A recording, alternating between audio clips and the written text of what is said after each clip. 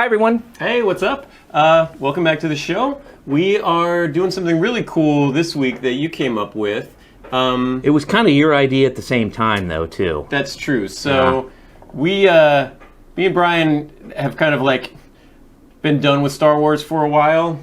It was kind of like not really. If you like it, that's fine, but it's not for me anymore. We were more than disappointed with those last three movies. And so, well, I liked Force Awakens, but like, yeah. So we've had our issues with it, but Mandalorian came out, and I really liked The Mandalorian a lot. And I called up Brian, and I was like, Brian, you got to come over and watch this with me. And Brian's like, I don't know, I'm kind of done with Star Wars. I was like, I was too, but you got to watch it. This is great.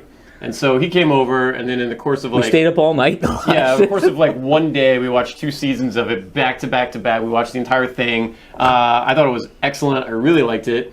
And I did too. I thought it was good. I thought overall it was very good, and I was very happy with it. Yeah, I thought it was great. And so we got inspired, and Brian painted a Mandalorian-style D&D armor. Yes. We can't call it Mandalorian because we'll get sued. Oh, right. It's inspired by The Mandalorian. Yes. So, Ben, why don't you show them? It is.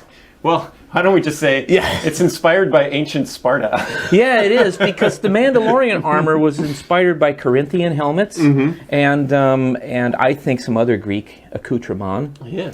And so that's what I did. We're going to throw up some pictures. I scanned in those Greek drawings from Peter Connolly's book, and then we'll throw those up too. Yeah, definitely. And because those were dug up around the Greek, Macedonian, Bulgarian area. Yeah. So it's a space Spartan armor, or futuristic Spartan armor. I don't know what we're going to call it, but yeah. So we thought it was really cool, and I love the way that this looks. Very, very cool, and I like that it's got kind of a futuristic, but also like this ancient Greek feel to it. Yeah, It took me 2 days to draw that thing out to get it to where I liked it.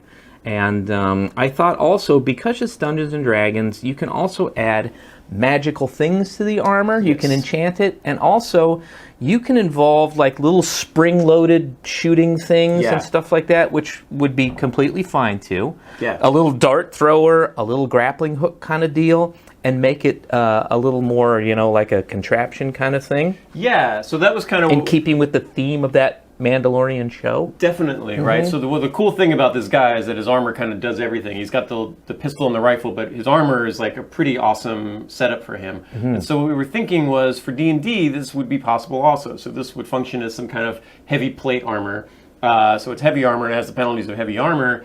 But yeah, it would definitely have like some spring-loaded stuff. Maybe a light crossbow in the arm. Maybe on the underside of the arm plate, you could spring-load some kind of light one-handed weapon. So it could project like a blade or pop a sword into your hand, or some kind of, like a spring-loaded gear that would, a weapon would come out. On the other hand, I think you could load in a magic wand. If you had a wand, there would be a thing that would load that in there. So you could Burning Hands or Magic Missile, or maybe you could even upgrade it at some point. There's a jetpack, but you can fly in D&D. There's fly spells and stuff, so you could enchant it with that to have it fly as well in the future. But yeah, I liked the idea of basically, without having to like equip weapons and pull them out and get them out of your bag and all that stuff, you could shoot the crossbow, pop your blade into your hand, or just get like an arm blade that would come out and you could attack with that. And then you have whatever magic wand or 2 magic wands loaded into the arm. Yeah. So you don't have to be switching all your gear. It's all attached as part of the armor.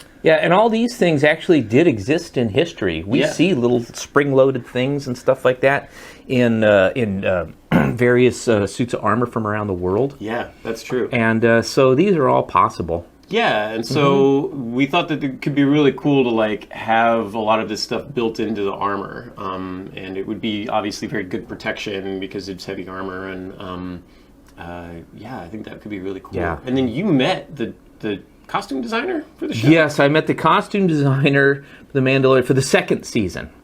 Yes, Shauna. So, Shauna, this video's for you and your kids because I had a good time meeting. Yeah, she was really nice.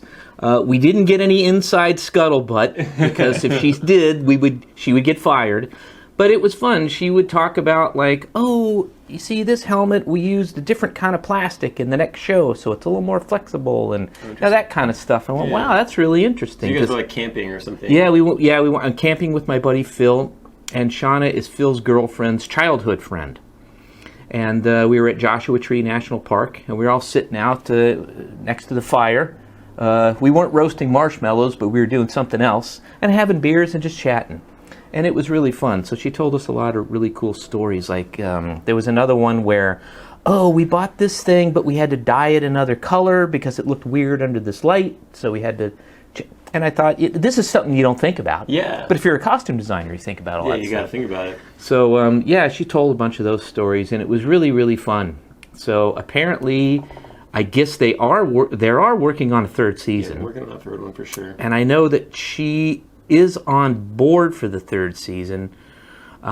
So I don't know when it's going to come out. I don't know what's going on in the third season. Yeah. So we'll find out when it comes out. Yeah, but I guess there is some like interesting challenges because I saw that thing where they filmed the whole thing and throw it on an LED screen. And I saw some of that. You got like reflection and there's all kinds of crazy stuff going on with the costumes and stuff. So I saw that's pretty cool. That.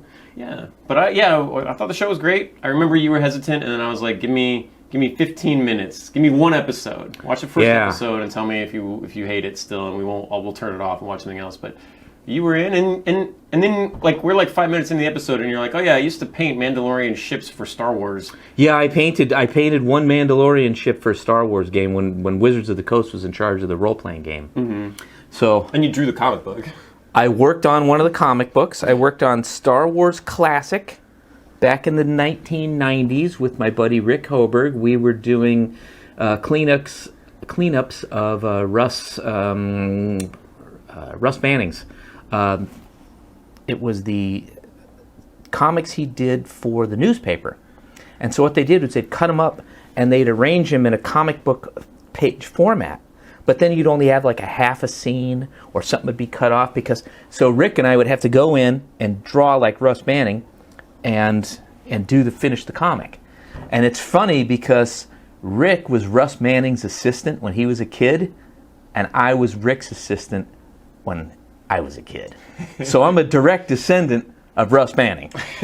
We should probably put a couple of Russ Manning drawings up on there or something like that. But so I've been a Star Wars fan my whole life, and then I got turned off, and The Mandalorian brought me back. Yeah, so...